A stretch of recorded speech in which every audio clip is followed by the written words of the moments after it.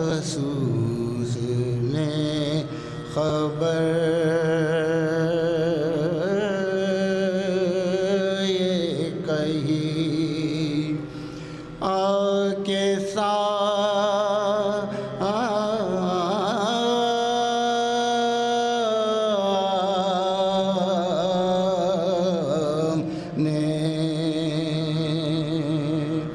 کی سیر گھاٹ گھاٹ کی اس دم غلام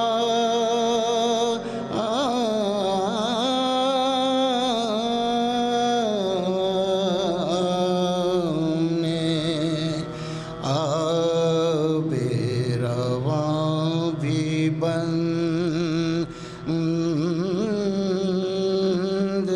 کیا فوج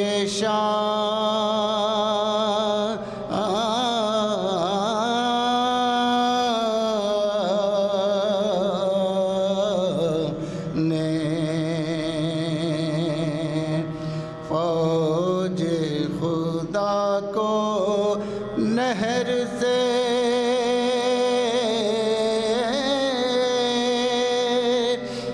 دوری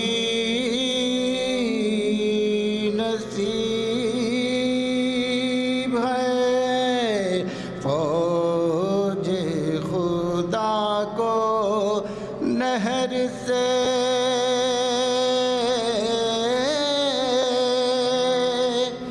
دوری نصیب ہے شہبال کیا مذائقہ کوثر قریب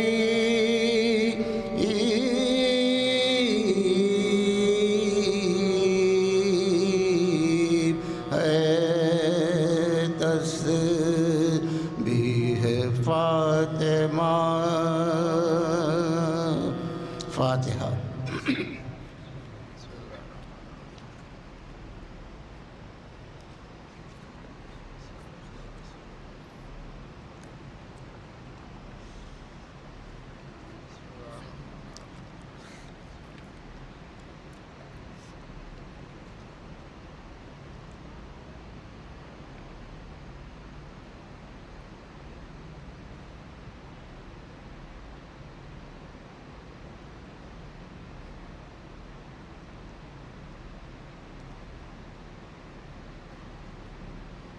تمام مرحومین اور مرحومہ کی درجات کی بلندی کے لیے باواد بلند صلوات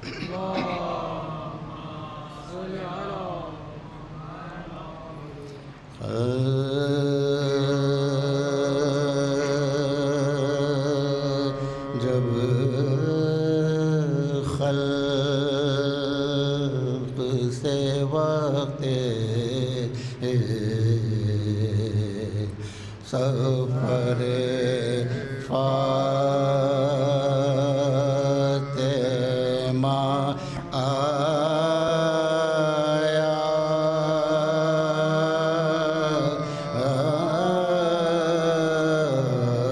جب خلق سے وقت سفر فاطمہ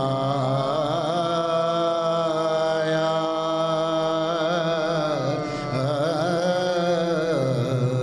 تب زینب شبیر کو پاس اپنے بلایا روئی بہتر بیٹے کو سینے سے لگایا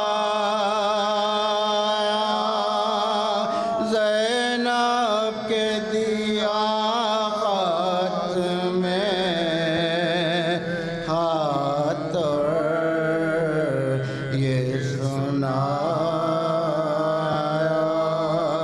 اے زینب بے کس میری دولت سے خبردار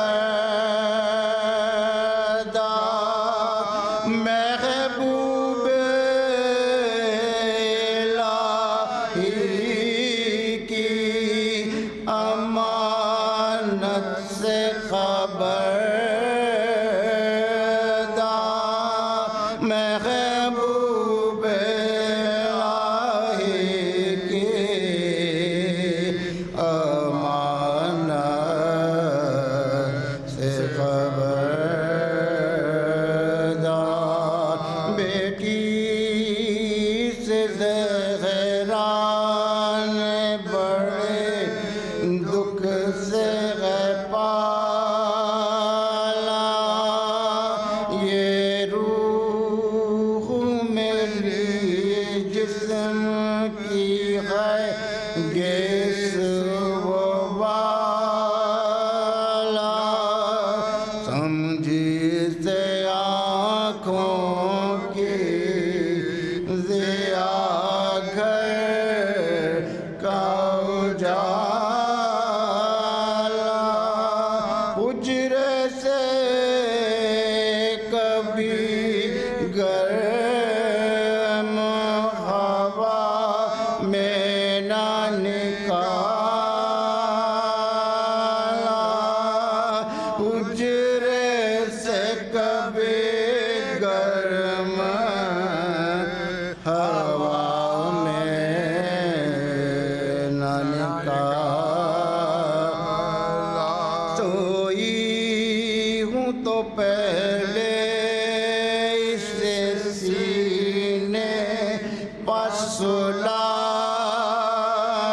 کر چکی بھی جو پیسی ہے تو گودی میں لٹا کر چکی بھی جو پیسی ہے تو گودی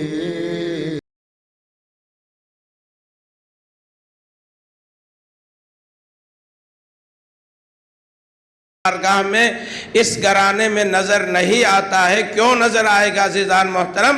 یقیناً اس لیے کہ ہمیشہ سچ کی سر بلندی ہوتی ہے، جھوٹ کا ہمیشہ سر نیچا ہوتا ہے. اور سب سے بڑی بات،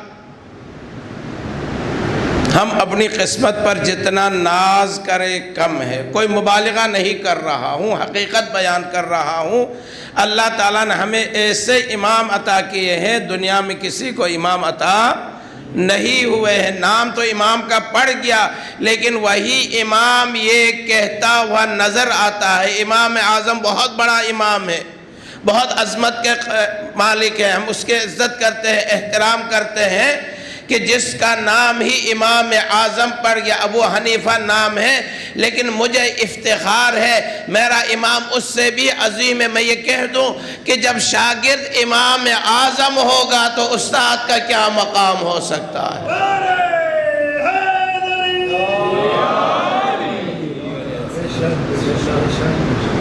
کیا کہا؟ اب تو ہم ذرا سینہ چھوڑ کر بات کرتے ہیں. اب تو جو آپ ہمارے بارے میں کہتے ہیں مولانا آپ لوگ کچھ زیادہ مبالغہ کرتے ہو، شاید ایسا نہیں ہوگا جتنا آپ اماموں کے فضائل بیان. نہیں عزیزان محترم، فضائل اس لیے ہم بیان کرتے ہیں 1400 سال کے بعد ایک امام کے فرزند نے پوری دنیا کو حیران کر کے رکھ دیا. علمی کمالات میں، سائنسی کمالات میں. آپ لوگ بھی یہی کہتے ہیں مولانا آپ کی مولویت کوئی کام کی نہیں ہے. مولوی کیا کرتا ہے؟ اگر اگلا جملہ کہیں تو آپ لوگ تھوڑے سے وہ بھی ہو جائے. اور حقیقت میں آپ کا کام تو صرف مال مام کھانا ہے.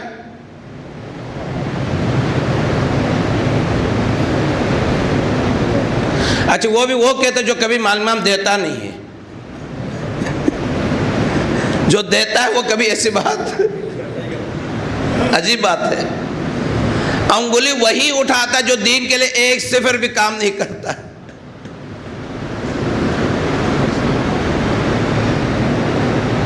1400 سال کے بعد ایک عظیم رہبر نے، عظیم الشان کہوں تو شاید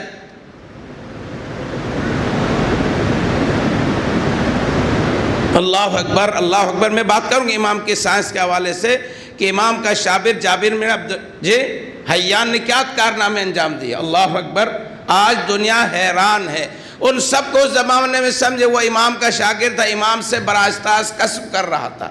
1400 سال کے بعد آج رہبر معظم کی شہادت نے اور ایران کی قیادت نے بتا دیا کہ سائنس میں جتنی ترقی اسلام میں ممکن ہے کسی غیر میں ممکن ہی نہیں ہے۔ بھائی کل کسی سے بات ہو رہی تھی، ذرا آج کل کا موضوع بھی یہی ہے، رہبر کی چہلم کی مجلس سے پوری دنیا میں ہو رہی ہے جی۔ ایک زمانے میں آپ فوجی حضرات بیٹھے ہوئے ہیں، جب کسی دنیا میں امریکہ کا بحری بیڑا چلتا تھا تو دنیا ہل جاتی تھی، کام جاتی تھی۔ وہ ایک زبردست کسی نے مثال دے دیا ہے کہ الحمدللہ انقلاب ایران نے ایسا کمال کر کے بتا دیا کہ ہمارے ایک ضرب المثل ہے، اللہ اس کا بیڑا غرق کر لے۔ انقلاب ایران رہبر کی شہادت نے امریکہ کا بیڑا غرق کر کے بتا دیا کہ کوئی طاقت ہے تو اللہ کی طاقت ہے، اس کے علاوہ کوئی طاقت ہے ہی نہیں ہے۔ صلوات پڑھ لے محمد و آل محمد۔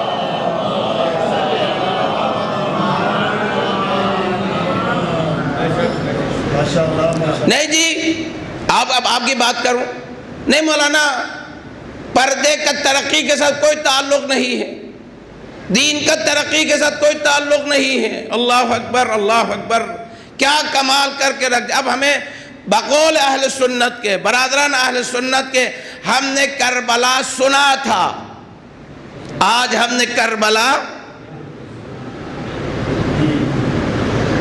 ہم نے رہبروں کے بارے میں سنا تھا، حسین نے قربانی دی ہے، اپنے پورے گھرانے کے ساتھ قربانی دی ہے۔ وہ اپنی جگہ ایک عالم کا جملہ کہہ دو، رہبر معظم کی شہادت سے پہلے صرف کچھ لوگوں کے رہبر تھے، کچھ لوگوں کے قائد تھے۔ اللہ اکبر، اپنی جان قربان کر کے نہ صرف شیعوں کے قائد ہوئے، نہ مسلمانوں کے رہبر ہوئے، پورے عالم دنیا میں جتنے ضمیر والے باضمیر کا رہبر بن کے اپنی جان کو قربان کر کے بتا دیا ہمارا کوئی اور مقصد نہیں ہے، اپنی جان کو دین پر قربان کرنے کا مقصد ہے۔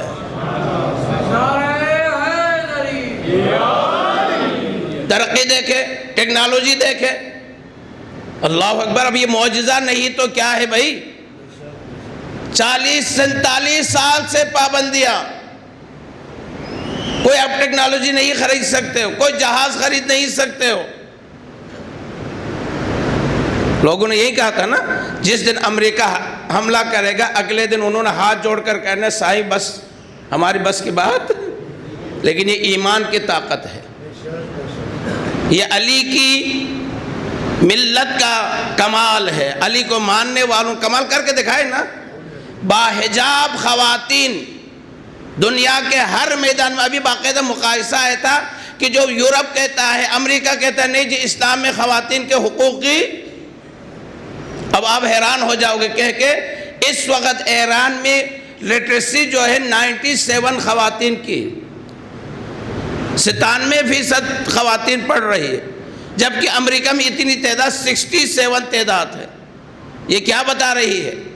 اسلام دین کسی کی ترقی میں رکاوٹ نہیں ہے، اور بتا دیا کہ نہیں، نہ ٹیکنالوجی میں، بھائی انہوں نے کیا کہا؟ پوری سپر پاور کے مقابلے میں آ کے کہا کہ ابھی تو ہم نے وہ ٹیکنالوجی استعمال کی ہے جو 30 سال پہلے ہم نے بنایا تھا، ابھی ہم نے جدید ٹیکنالوجی، میں امام سے متصل ہونا چاہتا ہوں، یہ جو ٹیکنالوجی ہے، یہ جو سائنسی اختراعات ہے، کمالات ہے، یہ اسی امام جعفر صادق کے علم کا کمال ہے جو آج بھی موجود ہے۔ یہ اور بات ہے کہ ہم پیچھے جا رہے ہیں، ہمیں دور ہم جا رہے ہیں، لیکن ایران نے بتا دیا ہم کسی اور کے ماننے والے نہیں ہیں، ہم امام جعفر صادق کے ماننے والے ہیں، اور پوری دنیا کو ورطے حیرت میں ڈال کر بتا دیا کہ ہمارا کوئی اور امام نہیں، اگر امام ہے تو امام جعفر صادق علیہ السلام۔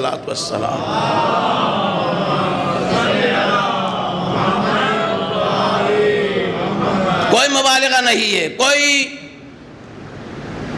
لفاظی نہیں ہے، کوئی خطابت نہیں۔ عزیزان محترم، حقیقت اب اس بات کے آپ لوگ جو تائید نہیں کرتے تو وہ بھی آج کرنے پر یار جس ملک پر اتنی پابندیاں ہو، ابھی آپ نائے ہرمز روک کے کتنے دن ہو گئے؟ کتنے دن ہو گئے؟ 40-42 دن ہو گئے نا؟ پوری دنیا پریشان ہے نہیں؟ صرف ایک گیس اور تیل کو روک کر پوری دنیا کو بتا دیا۔ اللہ اکبر! طاقت اگر ہے تو اللہ کی ہے یا اللہ کے بندوں کو اللہ نے طاقت عطا کی؟ جواب یہ دیا تم نے ہم پر 40 سال کی پابندی لگا، ہم نے کوئی چیخا نہیں، ہم نے کوئی آواز بلند نہیں کی، ہم اپنے کام، بھائی معجزہ نہیں تو کیا ہے یار؟ اب تاریخ پڑھنا ضروری ہے۔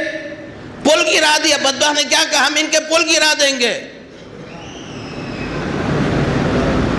کیا کر دیا ایرانی قوم نے؟ نہیں 8 دن میں نہیں، آپ کی معلومات غلط ہے جی۔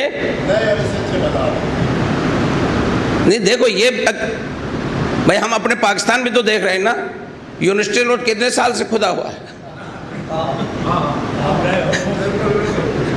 وہ سوال بھی ہوا تھا نا، آبنائے ہرمز پہلے کھلے گا یا یونیورسٹی روڈ؟ تو 97 نے کہا تھا کہ آبنائے ہرمز کھلے گا، یونیورسٹی روڈ۔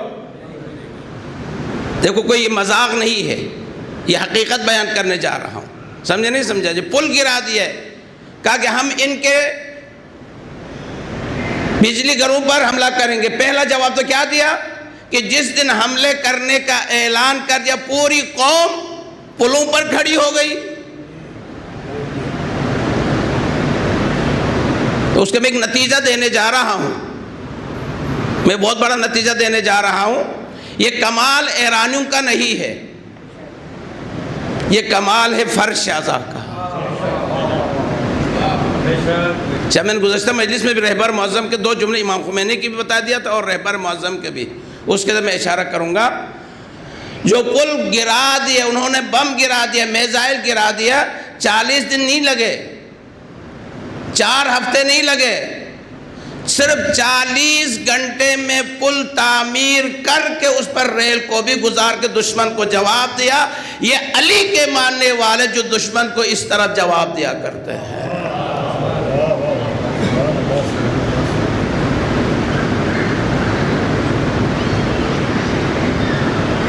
40 گھنٹوں میں ہمارا کیا، اور آج ہر دوسرے دن میں پٹری سے ریل۔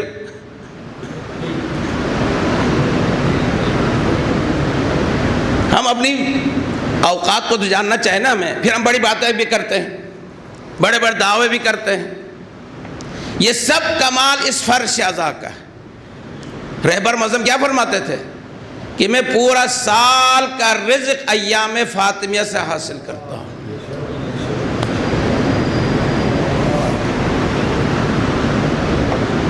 اور امام خمینی رضوان اللہ ما ہر چدارم از ماہ محرم اور سفر داریم۔ کیا فرمایا رہبر معظم نے؟ میں پورا سال کا رزق سے مراد صرف یہ نہیں ہے، علم میں کسب کرتا ہوں ایام فاطمیہ میں۔ اللہ اکبر، اللہ اکبر، میں اللہ سے تعلق پیدا کرتا ہوں ماہ ایام فاطمیہ میں۔ میں مصائب انشاءاللہ بی بی کے ہی پڑھ لوں گا کہ ہمیں جو کچھ اللہ نے عطا کیا ہے، اتنا کمال عطا کیا ہے، شہرت عطا کی، آج پوری دنیا، کل آپ نے دیکھ لیا سکردو میں 4 لاکھ کا مجمع، یہ کہنا بھی آسان ہے، سننا بھی آسان ہے۔ یہ ان کا کمال نہیں، یہ ان کا تقوی کا کمال ہے جو لوگوں کو کھینچ کر لے آتی ہے۔ بھائی میں نے بہت دفعہ یہاں قطب بلال کا واقعہ بیان کیا ہے۔ قطب بلال عراق کے زیارات پہ چلا گیا، دیکھا کہ کربلا میں دیکھا لاکھوں لوگ موجود تھے، نجف کیا لاکھوں لوگ موجود ہے، کاظمین میں کیا، یہی ہے نا، کوئی مبالغہ تو نہیں کر رہا ہوں، ہزاروں کی تعداد لے لے۔ لیکن جب یہ سنی العقیدہ تھا، یہ جا رہا ہے آن لائن جا رہی بات جی، جب چلا گیا بغداد میں، بغداد شریف میں ہے نا مسلمانوں کا بہت بڑا امام موجود ہے، جب وہاں چلا گیا تو دیکھا کہ کوئی بندہ ہے نہ بندے کی ذات ہے، دیکھ کسی پر کوئی نعوذ باللہ من ذالک اعتراض ہم نہیں کر رہے، لیکن ہم اپنے اماموں پر فخر کرتے ہیں۔ کہنے کا مطلب یہ ہے، کہتے مجھے بڑا غصہ آیا، میں انتظامیہ کے پاس گیا، یہ کیا بات ہو گئی، وہاں لاکھوں کی تعداد میں ہے اور یہاں پر ہے ہی نہیں ہے۔ تو کمال کا جواب دیا، منتظمین نے کہا دیکھو اگر صفائی میں کمی ہے تو آپ اعتراض کریں، لائٹنگ کی کمی ہے تو اعتراض کریں، پانی کی کمی ہے تو اعتراض کریں، اب باقی رہ گیا لوگوں کا لانا، یہ ہمارا کمال نہیں ہے، یہ صاحب قبر کا کمال ہے، جتنا وہ عظیم ہوگا لوگ خود بخود کھینچ کے چلے آ جائیں گے۔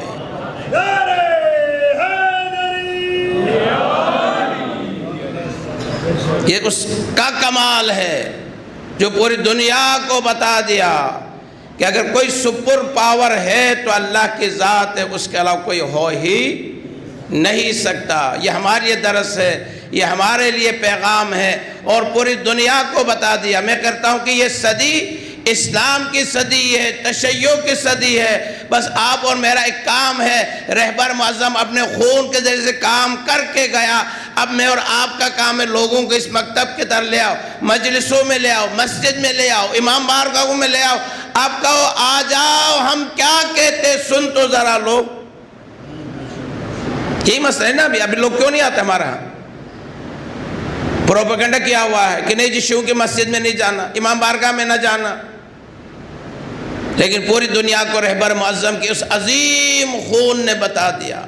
بھائی اس سے اور میں کیا کہوں اس عظیم رہبر کے بارے میں، حق بنتا ہم پر، گردن پر حق ہے جتنا بیان کر سکے۔ جس دن سے رہبر کی شہادت ہوئی ہے قوم گر نہیں گئی ہے۔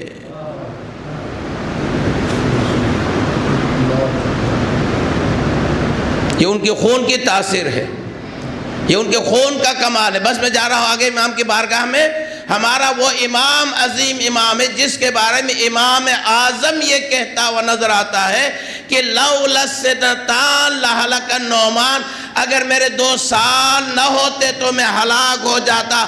کہا گیا کون سے 2 سال؟ کہ اگر میں امام جعفر صادق کی بارگاہ میں حاضر نہ ہو جاتا، 2 سال شاگردی اختیار نہ کر جاتا تو میں ہلاک ہو جاتا۔ بس مجھے کہنے کی اجازت دے دے اللہ اکبر اللہ اکبر۔ میرا امام اتنا کمال ہے کہ جس کی بارگاہ میں حاضر ہو کر امام اعظم بنتا ہے تو خود امام کا کتنا بڑا رتبہ ہو سکتا ہے۔ پوچھا گیا اس سے تمہاری عمر کتنی ہے؟ کیا جواب دیا؟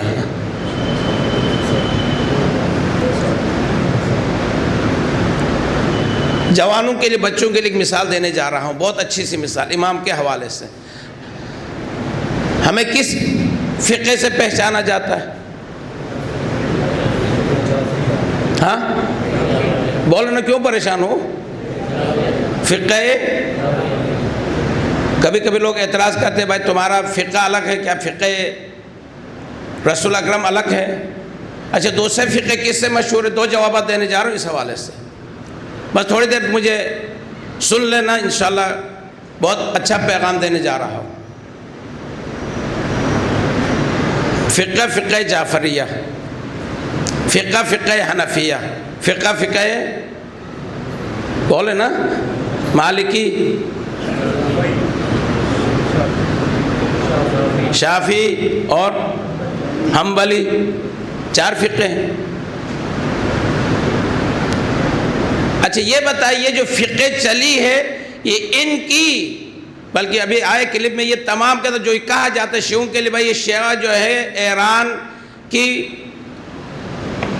حکومت سے چلا ہے، یہ ایرانیوں کا شیعہ جو ہے اسلام ہے، اسلام کا شیعہ نہیں ہے۔ عجیب بات یہ کہ جتنے 4 امام آئے ہیں چاروں کا تعلق ایران سے جبکہ میرا امام کا تعلق ایران سے ہے۔ کہاں امام کا تعلق؟ مدینے سے۔ دیکھو عجیب بات ہے، جو ہم پر الزام لگاتے کہ یہ تمہارا جو مذہب ہے وہ ایرانیوں کا مذہب ہے، ان کو جواب کیا دے دیں گے؟ تمہارے جتنے 4 امام ان سب کا تعلق، ہم نے کبھی اعتراض نہیں کیا۔ اچھا یہ آئے کب ہے؟ جیسے سب سے پہلے امام اعظم آیا ہے، کم از کم رسول کی رحلت کے 80 سال کے بعد آیا ہے۔ توجہ کر عزیزان، جوانوں سے مخاطب، بزرگوں سے نہیں ہوں۔ کبھی کبھی میرا جوان تھوڑا کنفیوژن میں پڑتا ہے، کہتا ہے یار یہ کیا ہو گیا، 90% لوگ ہاتھ باندھ کر نماز پڑھتے ہیں، ہم ہاتھ کو کھول کے پڑھتے ہیں، اور کبھی کبھی تو جاتے ہیں ان کے ساتھ ہاتھ باندھ کے بھی نماز پڑھتے ہیں۔ پڑھتے نہیں پڑھتے؟ شاید یہاں برادران اہل سنت بھی ہوں گے، ہم ان کو بہت ہی ویلکم کہیں گے، اہلاً و سہلاً کہیں گے، لیکن حقیقت بیان کرنا کوئی بری بات، میں آپ کی کنفیوژن دور کر رہا ہوں۔ آپ جو کہتے ہو کہ یہ کیا ہو گیا کہ پوری دنیا ہاتھ باندھ کے پڑھتے اور ہم ہاتھ کھول کے پڑھتے ہیں، تو ہمیں کوئی گڑبڑ ہوگی، یا تو وہ 90% گڑبڑ ہوگا۔ ہم اس بحث پہ جاتے ہی نہیں، صرف ہم چھوٹی سی ایک دلیل دیتے، بس وضو کا یہی مسئلہ ہے، نماز کا طریقے کے بارے میں یہی مثال ہے۔ ایک بندہ 80 سال کے بعد، رسول کے رحلت کے 80 سال بعد آ کے کہتا ہے کہ نماز ایسا پڑھتا تھا رسول، نماز وضو ایسا کرتا تھا، یہی ہے نا؟ بلکہ ابھی میں کلاس میں رمضان سے پہلے بچوں کو سوال جواب کا سیشن تھا، تو ابھی رمضان کے بعد بہت سے بچوں نے کہا مولانا آپ کے وہ جوابات کمال ہو گئے کہ ہم نے بہت سے لوگوں کو وہ انگوش پہ دندان رہ گئے کہ یار ایسے جواب بھی ہوتے۔ کبھی گفتگو ایسے بھی ہونی چاہیے۔ ٹھیک؟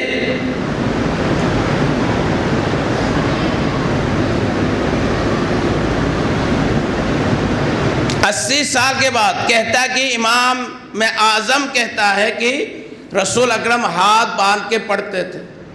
اچھا ہاتھ باندھنے میں بھی اختلاف ہے، مشکل تو یہ ہے، بات گفتگو علمی ہونی چاہیے، نہیں ہونی چاہیے تھوڑی سی۔ ہاتھ باندھنے کے کیا، ذرا آپ مکے میں چلے جائیں نا، آپ کو 6 قسم کے ہاتھ بندھے ہوئے نظر آئیں گے۔ یہاں پر بھی ہاتھ ہوگا، یہاں پر بھی ہاتھ ہوگا، ناف کے اوپر بھی ہوگا، ناف کے نیچے بھی ہوگا، اور باقاعدہ مالکی حضرات ہاتھ کھول کے نماز پڑھتے ہیں۔ اب سوال یہی ہوگا کہ بھائی رسول نے تو ایک ہی حالت میں نماز پڑھی ہوگی، اگر آپ سنت رسول پر چل رہے ہو تو ایک حالت میں پڑھی ہوگی، یہ 6 حالتیں کہاں سے آ گئی؟ اور ہمارا متفقہ فیصلہ ہے کہ کوئی بندہ نہیں، کوئی مجتہد نہیں، کوئی عالم نہیں جو یہ کہے گا کہ ہمارا ہاتھ کھولنے میں کوئی، اب توجہ کر عزیزان محترم، ہمارا وضو کا طریقہ، ہمارا نماز کا طریقہ، حضرت امام جعفر صادق نے نماز اسی طریقے سے پڑھی جیسے، نہیں بھائی جلدی وہ آپ کیوں جاتے ہو یار، تھوڑا آہستہ آہستہ چلو نا، اگر فوراً رسول پہ پہنچ گئے تو پھر کیا رہ گیا ہمارا؟ صادق آل محمد نے نماز اسی طریقے سے پڑھی ہے، وضو اسی طریقے سے کیا ہے جیسے امام محمد باقر نے کیا، اور ٹائم لینے کا مقصد نہیں ہے، صرف بچوں کو سمجھانے کے لیے ہے۔ امام جعفر صادق نے امام محمد باقر کے طریقے پر، امام محمد باقر نے امام، کوئی تسلسل میں ایک لمحے کا بھی فرق ہے، امام زین العابدین نے اسی طریقے سے نماز پڑھی ہے، وضو کیا ہے جیسے امام حسین اور امام حسن اسی طریقے سے جیسے مولا علی نے، اور مولا علی نے ایسے طریقے پر جیسے رسول اکرم نے بیان کیا ہے، تو ہمیں کہنے کا مطلب یہ ہے کہ الحمدللہ ہمارا مکتب اتنا تسلسل ہے، لمحے کا بھی کوئی بیچ میں فاصلہ نہیں ہے۔ ہم زیادہ حقدار ہیں یا آپ زیادہ حقدار ہیں جو 80 سال کے بعد یہ فتویٰ دیتے کہ رسول ہاتھ باندھ کے پڑھتے تھے؟ دلیل بنتی ہے نہیں بنتی ہے؟ کسی کو اختلاف ہے تو آپ مجلس کے بعد ہمارے ساتھ بیٹھ جائیں، ہم آپ کو اور بھی دلیل دینے کی کوشش کریں گے۔ بس عزیزان محترم، یہ میرا مولا اتنا علم کا کما کہ ایک وقت میں مولا کی بارگاہ میں 4000 شاگرد بیٹھا کرتے تھے۔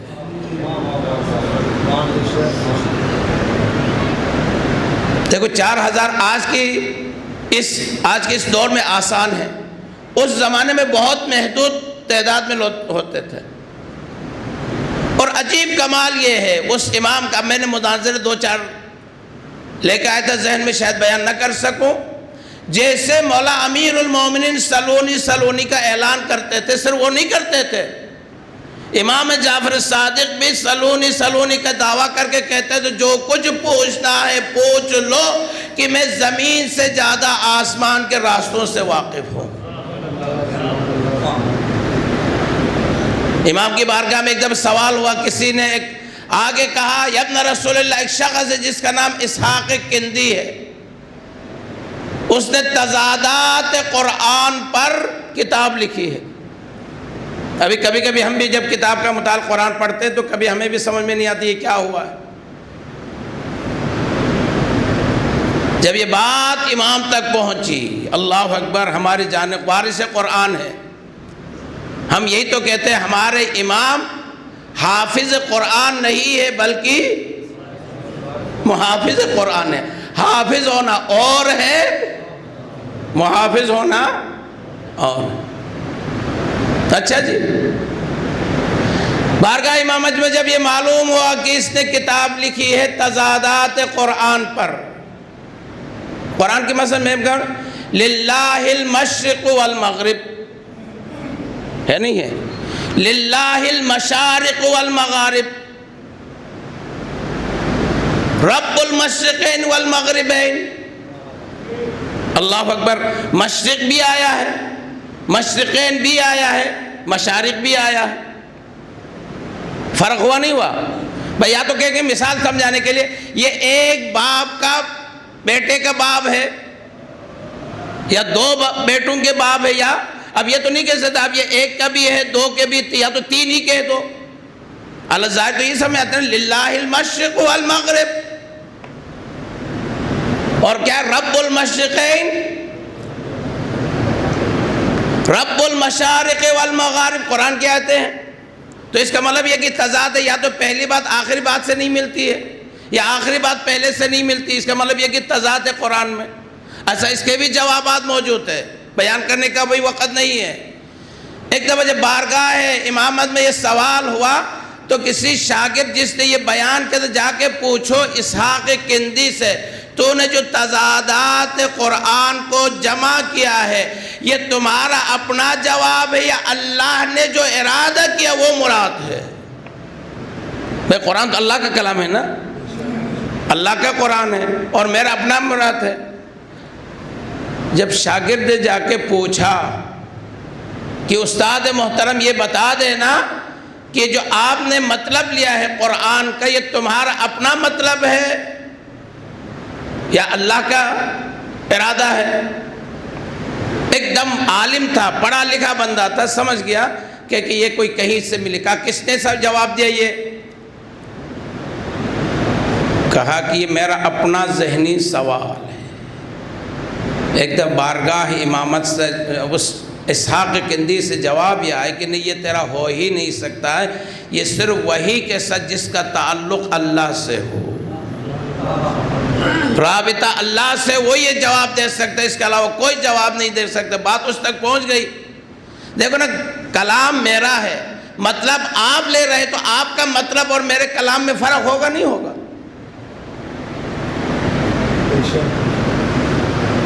اب آپ کہیں کہ مولانا نے یہ بات کی، اس کا مطلب یہ بہت دفعہ غلط فہمیاں بھی ہوتی ہے۔ کم از کم جب غلط فہمی ہے تو آپ آگے پوچھ بھی سکتے مولانا اس سے مراد کیا لیا آپ نے؟ فوراً جب اس کو جواب یہ ملا، ہو سکتا جو تم مانا ارادہ کرتے ہو وہ ارادہ اللہ کا نہ ہو، بات فوراً سمجھ گئی، وہیں پر اس تضادات قرآن جو لکھا تھا اس پر آگ لگا کے کہہ دیا کہ آج کے بعد میں صادق آل محمد کی پیروی کروں گا، اطاعت کروں گا، اور مجھ سے بہت بڑی غلط فہمی ہو گئے۔ ہم یہی تو کہنا چاہتے ہیں، کل بھی محافظ قرآن اہل بیت رہے اور آج بھی محافظ قرآن۔ صلوات پڑھ لئے محمد و آل محمد کی ذات۔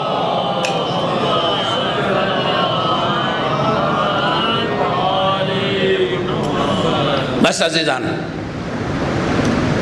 یہ سال ثواب کی مجلس اور ایک 2 ماہوں کا ظاہر ذکر ہے، برسی کی مجلس ہے، تو 2-4 باتیں جوانوں کے لیے کر کے چلا جاؤں، شاید کسی کے دل پہ بات اثر کر جائے۔ ویسے آج کل اثر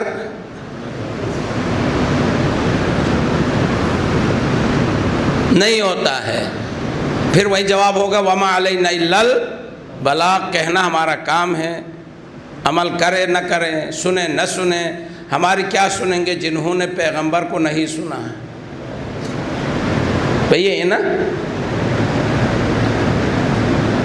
مکے کے کفار آگے کیا کہنے لگے، کہتے یا رسول اللہ سنا ہے، یا محمد آپ سنیں، نبی بن کے آئے ہو، اللہ کا خاص نمائندہ بن کے دلیل دینے جا رہا ہوں، میں اپنی صفائی پیش نہیں کر رہا ہوں۔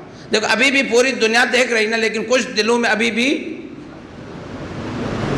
آنکھوں سے دیکھ رہے ہیں کون حق پر ہے کون باطل پر، لیکن پھر بھی ان کے دل میں وہ بات سمن بکمن عمیٌ، جس کے دل میں مہر لگتی ہے نا، پھر اس پر بات اثر بھی معذرت کے ساتھ، کہنے والا چاہے معصوم ہی کیوں نہ ہو، معجزہ دکھا دیا، شق القمر کر دیا، 2 ٹکڑے کر دیا، ایک اس طرف آ گیا ایک اس طرف آ گیا، آنکھوں سے دیکھا ہے، کیا جواب ملتا ہے؟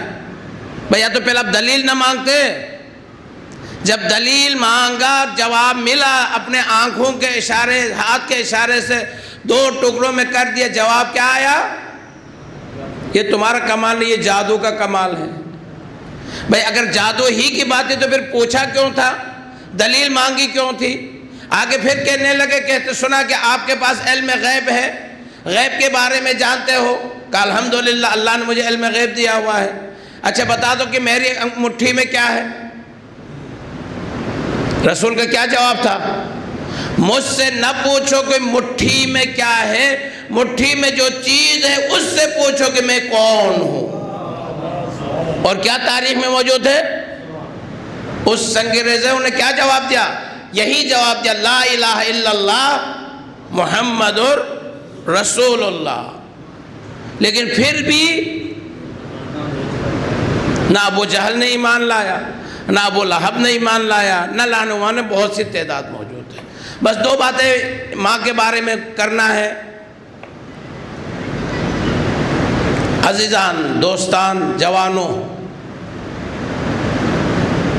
اپنی ماں کی قدر کرو۔ خوش قسمت ہے وہ لوگ جن کی ماں حیات ہے۔ موسیٰ کوہ طور سے آ رہے ہیں، آواز قدرت آئی، موسیٰ سنبھل کے چلنا۔ نہیں رہا، ہمارے معاشرے میں نہیں رہا بھی، ہمارا معاشرہ مسئلہ یہ ہے کہ پھر بات کہیں اور چلی جائے گی، نہیں کروں گا بات، چھوڑیں۔ ماں باپ کی وہ قدر نہیں رہے جو اسلام نے بیان کیا ہے، اور خصوصاً ہم لوگ، ہمارا تعلق کس سے ہے؟ اہل بیت کے گھرانے سے، جہاں ماں کی اتنی عظمت ہے، بیٹی کی اتنی عظمت ہے، اچھا جتنی عظمت ہے اسی کے ہم خلاف چل رہے ہیں۔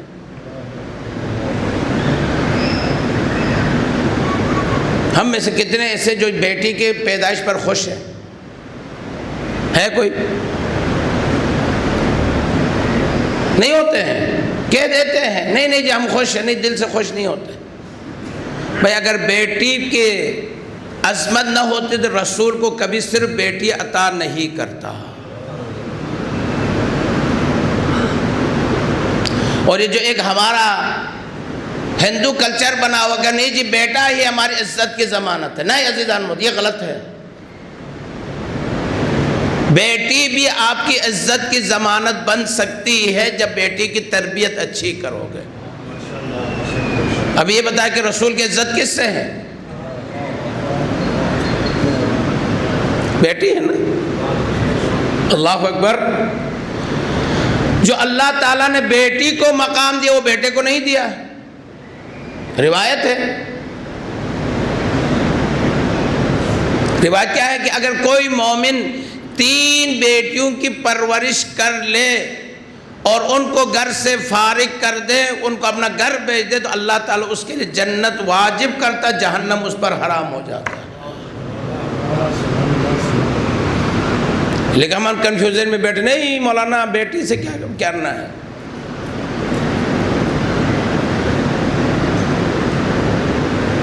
پتہ چلے کہ آپ کا بیٹا آپ کے لیے فاتحہ بھی نہیں پڑھ رہا ہے، ایسا ہی ہے۔ یہ باتیں میں ویسے نہیں کر رہا ہوں، اس لیے کہ میرا رابطہ رہتا لوگوں سے۔ تو موسیٰ کہنے لگے یا اللہ آج تک ایسی ہدایت نہیں کی تھی، کیا وجہ ہے کہ آج مجھے کہہ رہے کہ آپ ذرا سنبھل کے چلو، ذرا اپنے آپ کا خیال رکھو؟ جواب سنو گے؟ آواز قدرت آتی، موسیٰ آج تک تیری ماں کا سایہ اور دعا تمہارے شامل حال تھی، آج تیری ماں اس دنیا سے چلی گئی۔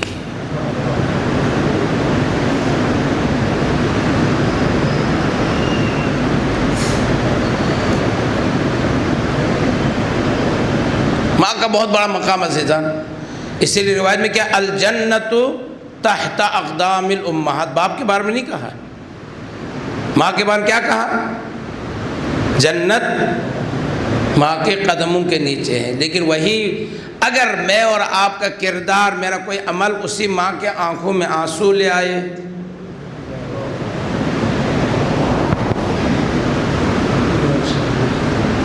کیا حال ہوگا؟ بولے ذرا آج امام کی شہادت کی رات ہے، آج بھی مدینہ سنسان ہے۔ اللہ اکبر۔ میں اکثر مجالس میں جملہ کہا کرتا ہوں نا، مولا سجاد کا ایک جملہ کہا کرتا ہوں اور اپنے لیے بھی کہتا ہوں، اور ابھی میں پھر الحمدللہ جا رہا ہوں، جب بقی کی غربت دیکھتا ہوں نا،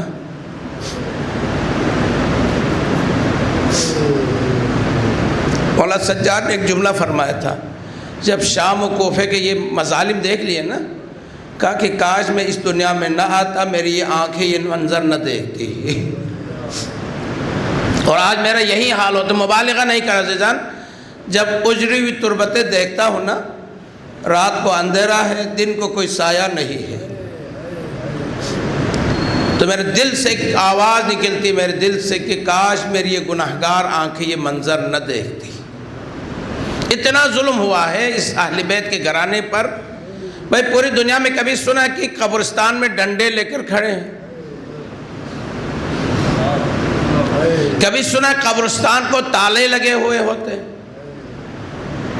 اہل بیت کے مظالم کے لیے کم ہے۔ لیکن میں ہاتھ جوڑ کر امام جعفر صادق سے کہوں، یقیناً آپ کو زہر دیا گیا، شہادت ہوئی، لیکن تاریخ میں موجود اہل بیت کا سب سے بڑا جنازہ اٹھایا گیا مدینے میں۔ تعداد بھی بتایا گیا، وہ تعداد میں نہیں بیان گا، اس کے اتھینٹک نہیں ہے، البتہ 15 لاکھ کا بتایا گیا، لیکن اس کے بارے میں کوئی یقینی نہیں ہے۔ بس میں یہ کہنے کا حق رکھتا ہوں، مولا یقیناً غربت ہے، زہر دیا گیا، شہادت کے مقام پر فائز ہو گئے، کم از کم جنازہ اٹھانے والے تو موجود تھے۔